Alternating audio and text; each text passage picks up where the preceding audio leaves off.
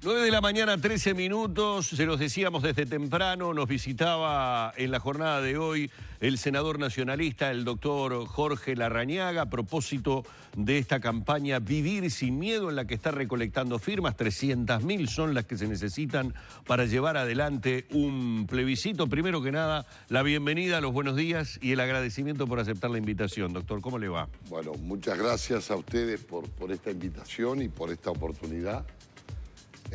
Venimos luchando, trabajando, procurando hacer algo. Esto es hacer algo. Estamos preparando una jornada para el sábado 1 y el domingo 2, donde en todo el país vamos a tener más de 500 puestos de recolección de firmas, 120 en Montevideo, unos 80 en el departamento de Canelones, continuando con un esfuerzo grande, porque entendemos que es el camino, porque entendemos que es el instrumento, porque creemos con toda franqueza que debe darse una suerte de revolución del ciudadano. Esto no es algo proveniente de, más allá de que originalmente sí, de un político o de un sector político. Esto, al firmar miles de ciudadanos en todo el país, está haciendo algo de la gente y de gente de todos los partidos, de todos los sectores de la sociedad, que buscan vivir sin miedo, recuperar paz, seguridad. Esto es un seguro contra los acuerdos políticos y la enfermedad de la electoralitis que siempre ataca a las promesas. Esto es pasar de las palabras a los hechos, porque además esto, en caso de que la gente lo apruebe, va a quedar en la Constitución Nacional, va a ser un marco de mandato jurídico en la principal norma que tiene un país, que es la Constitución Nacional, para generar una Guardia Nacional, para viabilizar allanamientos, para el cumplimiento de penas, para la creación de una pena de reclusión permanente revisable para delitos horrendos. No es un instrumento mágico, pero es cambiar la dirección de una situación, a mi juicio y a juicio de miles de personas con las cuales he hablado. Ya no da más, la delincuencia va ganando, la droga va ganando, el gobierno acepta fracaso de las políticas sociales, los problemas de la educación. Todo eso nos enfrenta a algo que yo he dicho y que me parece correcto, y es que o hay reforma constitucional a través de este mecanismo, que es lo más urgente que podamos darle al país dentro de 14 meses, o de lo contrario no vamos a tener instrumentos hasta pasado muchos meses del nuevo gobierno, que seguramente no tendrá mayorías parlamentarias, porque yo lo expresé en la última instancia electoral y me equivoqué, pero en esta creo que todo el mundo coincide en que ningún partido tenga mayorías parlamentarias, por lo menos en primera vuelta, y va a ser difícil conciliar aquellas políticas que pretendan impactar fuertemente en el combate contra la delincuencia frente a la falta de autoridad, respeto y valores. ¿Hay miedo de la mano dura? ¿Hay miedo de la mano dura? Mire, yo creo que hay un prejuicio y hay una suerte de camino de lo políticamente correcto que a veces se sigue desde la actividad política y que me parece que no es lo que el país precisa. Yo no estoy hablando de una situación de autoritarismo, no estoy hablando de sacar los militares a la calle para que saquen una suerte de ametralladora y con tanquetas vulnerando derechos humanos. No, acá una Guardia Nacional va a tener autorización constitucional, va a tener adiestramiento policial, retribución equivalente a los policías, y va a tener nada más ni nada menos que la coordinación del presidente de la República en el marco de lo que significa su condición de comandante en jefe del Ejército de las Fuerzas Armadas, y que va a coordinar con el Ministerio del Interior. Me parece central ubicar esto, porque hay un prejuicio muchas veces contra los militares, como si los militares fueran culpables de todos los males del país, porque hace 50 años se generó el rompimiento de las instituciones y hubo una dictadura, cuando las Fuerzas Armadas y el Ejército Nacional es una institución fundacional que nació con la patria misma, porque fue el ejército artiguista, ¿no? Bueno, ahora parte de la discusión del déficit se desvía o se funda en la pata de la justificación del déficit de la caja militar. Pero después de que se discutió ahora hace poco. Después de casi 14 años, donde se pone la carreta delante de los bueyes, donde se pretende acogotar a las Fuerzas Armadas mediante modificaciones que sí se tienen que hacer. Pero antes deberíamos haber discutido qué Fuerzas Armadas tenemos, qué Fuerzas Armadas queremos y cómo vamos a llevar adelante los cambios. Vamos a ser claros, el déficit del sistema previsional uruguayo se lleva unos cuantos puntos del producto. Hay regímenes de privilegio en algunas cajas también. Entonces, perjudicar a aquellos sectores de funcionarios públicos que son los más sumergidos en la escala salarial. Bueno, pero supuestamente con los cambios no afectan a los salarios más sumergidos, ¿no? Con los cambios de Bueno, afectan al 60 y pico %, estimada amiga, de las Fuerzas Armadas. Entonces, pero el tema es otro. El tema es si utilizamos o no recursos humanos que tenemos para poder luchar con más eficacia frente a una delincuencia en donde el propio ministro Bonomi reconoció en ADM que se había roto la ecuación delincuencia, policías y que se precisaban más policías. El efecto noviembre, decía Bonomi.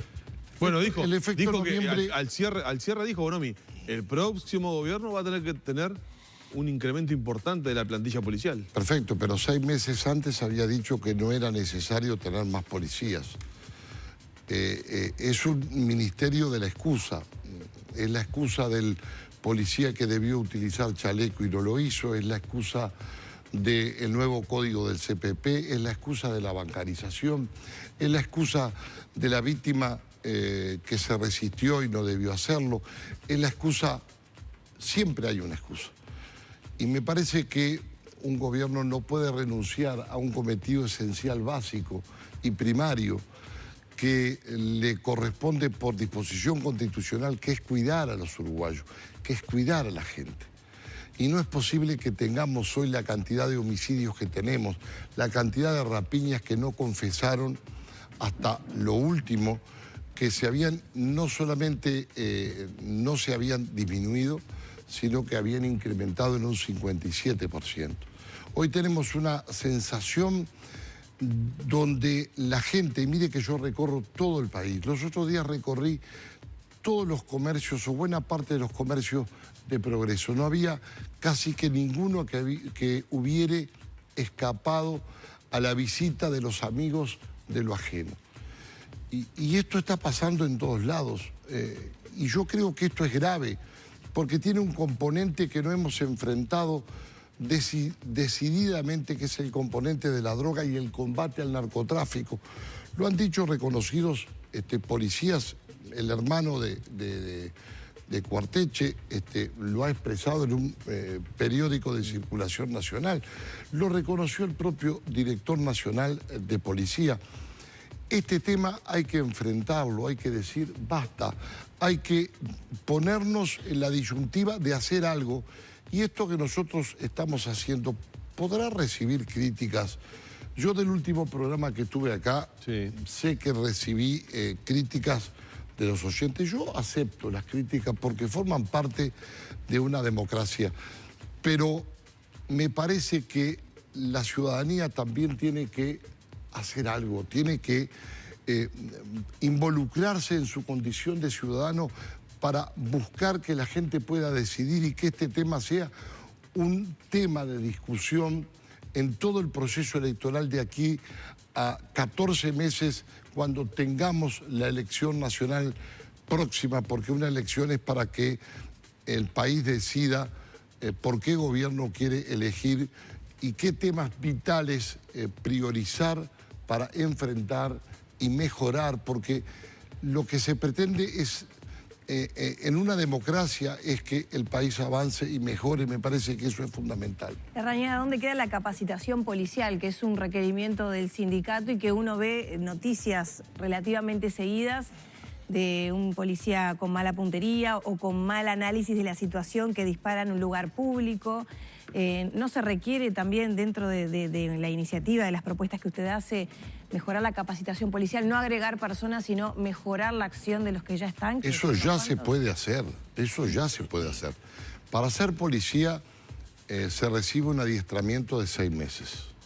En 6 meses, si se pasan los exámenes, se recibe el uniforme, el arma y se es policía. Entonces, yo, por supuesto, estoy de acuerdo con usted en que hay que capacitar en todo lo que se pueda al personal policial.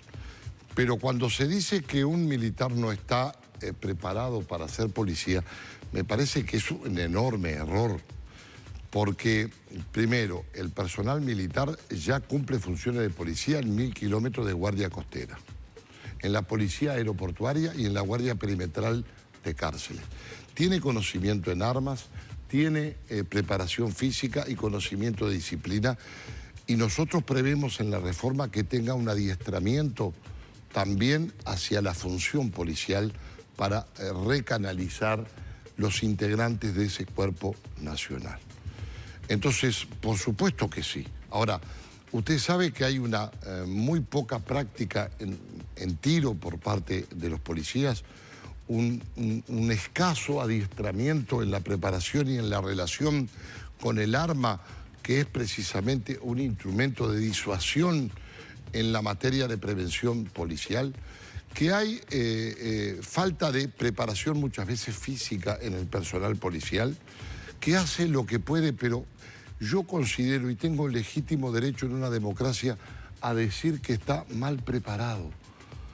Que tenemos 32.000 efectivos policiales, pero que realmente la disposición de ese personal policial en las comisarías que están cerradas o que tienen un cartel que dice llame al 911, o que se recorren y están vacías, o que directamente están cerradas. Uruguay tiene probablemente sea uno de los países de mayor cantidad de policía per cápita. Es muy alta la tasa. Nadie lo discute, pero a confesión... Está mal utilizada, entonces. Pero a confesión de parte, a relevo de prueba, el propio ministro del Interior dijo de que se rompió la ecuación policía-delincuente y que se precisan más delincuentes. Más delincuentes, por favor, eso sería un desastre, que se precisan más policías. Entonces, yo creo que eso marca indiscutiblemente que, más allá de lo que usted dice, es cierto, también es cierto que hay una mala distribución, por lo menos es lo que parece, porque la presencia policial muchas veces brilla por su ausencia, fundamentalmente por las malas órdenes de los mandos, empezando por el propio ministro.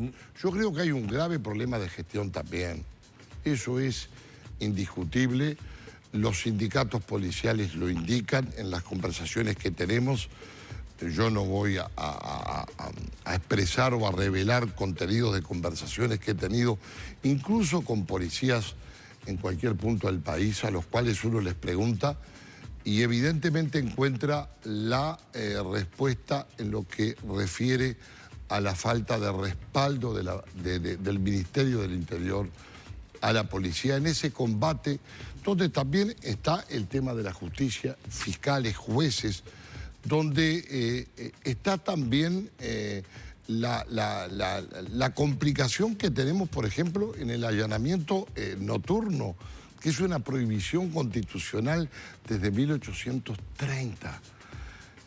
Y que ya, como dijo el fiscal de Corte, no guarda relación con la legislación contemporánea en los otros países de América Latina, y que es una base fundamental para que, con orden de juez competente y cuando existan fundadas sospechas de que se puede estar cometiendo un delito, se pueda allanar. Es como el cumplimiento de las penas frente a delitos gravísimos. hay que terminar con situaciones en donde hay una puerta giratoria del delito, en donde... Ahí se ha ajustado un poco, ¿no? Se ha ajustado, pero hay que ajustar más. Usted no puede, bajo ningún punto de vista, si hay una pena frente a un delito de homicidio, hacerle descuentos por ninguna naturaleza. No corresponde ni libertad anticipada ni nada. Y es lo que fijamos en esta reforma constitucional, y los jueces van a tener un mandato constitucional que cumplir. Claro, lo que pasa es que después hay que tener recursos para tener una cárcel superpoblada, ¿no? Estamos de acuerdo, pero ¿sabe lo que pasa? Lo peor es que por no tener cárceles adecuadas, resulta que tenemos delincuentes libres. Y eso no puede ser, porque el argumento de que las cárceles están mal y que la cárcel no rehabilita, incumpliéndose la Constitución de la República, es una realidad y es verdad. Pero tenemos que buscar respuestas en esa materia. No pueden existir delincuentes libres, porque entonces la sensación de impunidad, donde se cruza la víctima con el delincuente, donde muchas veces el gobierno no tiene empatía con las víctimas frente a lo que sucede, ha pasado en homicidios de policía, donde por no estar en cumplimiento de horario de servicio termina no recibiendo el respaldo de la institución, y eso me parece muy mal. Entonces, yo creo que hay que también enfocar políticas de rehabilitación que ya se podrían estar haciendo, que ya se podrían llevar adelante con mucha más decisión. Fíjese, las cámaras en el CONCAR se me dice a mí que no funcionan. No funcionan. Yo le digo, no funcionan. Bueno, ¿por qué no funcionan? Un día se habrán roto y no funcionaron. Pero no, señor, pero no funcionan porque algo está muy mal pasando.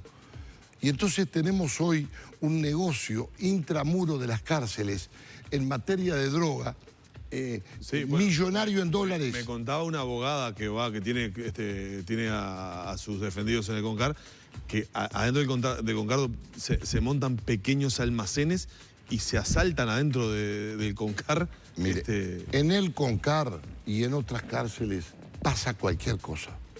Las cosas más aberrantes que se pueda imaginar alguien. A mí no me lo han contado porque yo he visitado con comisionados penitenciarios, he visitado establecimientos de reclusión. Conozco esa realidad, pero además tengo información de gente que sí también sabe. Y la violación de derechos humanos adentro de las cárceles es enorme. Y esto importa porque si alguien ingresa a una cárcel y sale peor de lo que ingresa, después retroalimenta un círculo vicioso interminable del delito, porque la reincidencia es altísima. Entonces, más de 60. Bueno, ahí tenemos un problema gravísimo también. Entonces no se están atacando las causas. La mayor confesión la brindó el director nacional de Policía La Llera cuando dijo: hay una quiebra de la sociedad, hay una anomia social, hay una suerte de camino hacia... y citó ejemplos de países que por supuesto ojalá nunca lleguemos, pero donde en definitiva también confesó el fracaso de las políticas sociales, en donde en definitiva confesó también de manera clara, valiente pero clara, de que la policía se encontraba en una situación de precariedad en esa lucha contra la delincuencia. Doctor, tenemos que ir cerrando, pero en el cierre quiero recordar, 1 y 2 de septiembre, un impulso, una convocatoria, un relanzamiento, digamos, de la campaña de recolección de firmas con 500 puestos. En este momento está superando las 100.000. En este momento estamos superando las 100.000 firmas y tenemos 200.000 papeletas equivalentes a 600.000 firmas esparcidas en todo el territorio nacional, que obviamente el trabajo es y le pedimos a la gente a través de este medio que haga retorno de esas papeletas con las firmas que ya se tienen. Después, ahora el viernes y el sábado vamos a tener esa campaña que relaté al principio. Lo vamos a repetir en octubre, lo vamos a repetir en noviembre y lo vamos a repetir en diciembre para hacer este esfuerzo que, repito, es un esfuerzo ciudadano que impulsa una rebelión ciudadana importante que se tiene que resistir a que las cosas sigan sucediendo como están sucediendo. Muy amable, muchísimas gracias por una vez más estar aquí en la mañana de Arriba Gente, doctor. Muchísimas gracias, Arriba Gente, muchas gracias a ustedes por invitarme y gracias a la audiencia. El senador nacionalista, el doctor Jorge Larrañaga, en la mañana de Arriba Gente.